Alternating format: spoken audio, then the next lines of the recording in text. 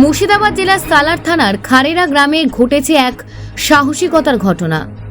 12 বছরের নাবালিকা জাকিয়া তুন্নেসা সোমবার দুপুরে বাড়ির ক্যারি ব্যাগ থেকে ফুল বের করতে গিয়ে গোখরো সাপের কামড়ে গুরুতর আহত হন।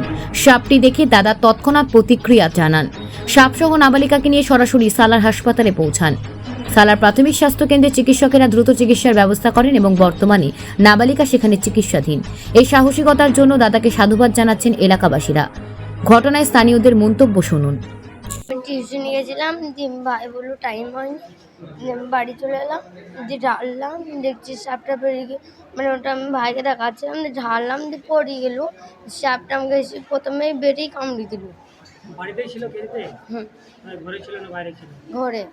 তুমি বুঝতে পারো না নাকি? দিয়ে ভাই কামড়ে দিল, তারপর? তারপর আমার ভাই আমাকে বেঁধে দিল। ভাই বেরিয়ে দিল, তারপর কি করলি?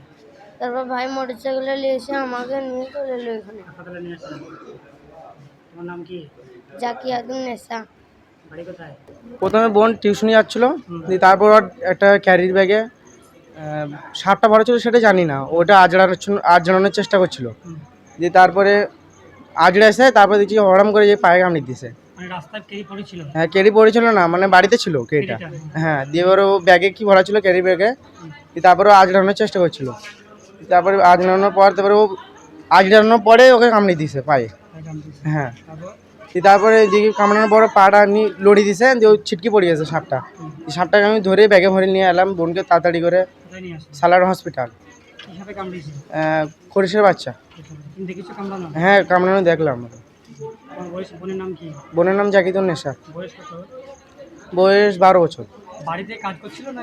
না, মানে টিউশন যাচ্ছিল। টিউশন যা বেরোবে বাড়ি থেকে? হ্যাঁ, বাড়ি থেকে বেরোবে। সেই সময় কেরিতে ভরা ছিল? হ্যাঁ হ্যাঁ, কেরিটা কি ঘরের মধ্যে ছিল না বাইরে ছিল? না ওই কেরিতে ভরা ছিল, ওই কেরিতে ভরে নিয়ে এসছি আমি। মানে কেরিটা বাড়িতে ছিল? বাড়িতে ছিল। কটার সময় হয় এটা? এটা তোমার 3:20 হবে। হ্যাঁ। বোনের নাম কি বললে? জাকিতুন্নেসা। বয়স কত? 12 বছর। তুমি কি হচ্ছে? আর আমার বোন হচ্ছে ভাই। আমার নাম রিপন শেখ। বাড়ি কোথায়? খাড়েরা। হ্যাঁ। এবার আমরা ওজা টোজা বাদ দিয়ে, গ্রাম্য কোনো চিকিৎসা বাদ দিয়ে আমরা ডাইরেক্ট একবারে সালার হসপিটাল নিয়ে এসেছি।